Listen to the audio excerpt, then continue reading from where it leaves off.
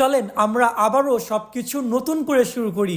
ইতিমধ্যে আপনারা জেনে গেছেন আমাদের দেশি বিদেশি মুরগি আমাদের মাঝে আর একটাও নেই, সব শেষ হয়ে গেছে। শুধুমাত্র রয়ে গেছে ওদের এই শেষ স্মৃতি, অর্থাৎ ওদের ডিম। তো আজকে আমরা এই ডিমগুলোকে ঘরোয়া পদ্ধতি অর্থাৎ ইনকিউবেটরে দিয়ে ইনশাল্লাহ ফুটাবো। এই যে এই ঝুড়িতে রয়েছে আমাদের চীনা সিল্কি এবং ব্রাহ্মা মুরগির ডিম। বর্তমানে আমাদের কাছে একটাও দেশি মুরগি নাই যে আমরা এই ডিমগুলো ওদের নিচে দিয়ে ফুটাবো। আমরা বেশিরভাগ সময় আমাদের ডিমগুলোকে দেশি মুরগির নিচে দিয়েই ফুটাই। যেহেতু আমাদের সব শেষ হয়ে গেছে, আমরা আবারও নতুন করে শুরু করব। তো এখানে আমি পটাশ পানি মেশানো এই স্প্রেটা আমাদের ডিমের উপর দিয়ে দিচ্ছি, এটা জীবাণু মুক্ত করে নিচ্ছি।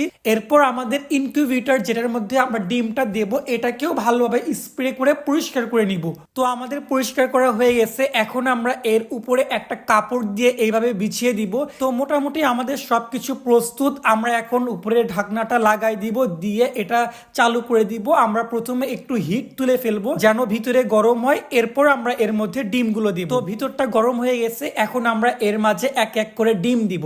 তো আমরা এখন বর্তমানে সিল্কি অর্থাৎ বিদেশি মুরগি এবং ব্রাহ্মা মুরগির ডিম দিব, এবং শেষে আমরা 3টা চীনা হাঁসের ডিম দিব। একটা বিষয় আমি আপনাদের অনেক অনেক ধন্যবাদ জানাই যে আপনারা আমাকে এত ভালোবাসা দিচ্ছেন, এত ভালো ভালো কমেন্ট করেন, আমি সবগুলো পড়ি। আপনাদের অনেক ধন্যবাদ।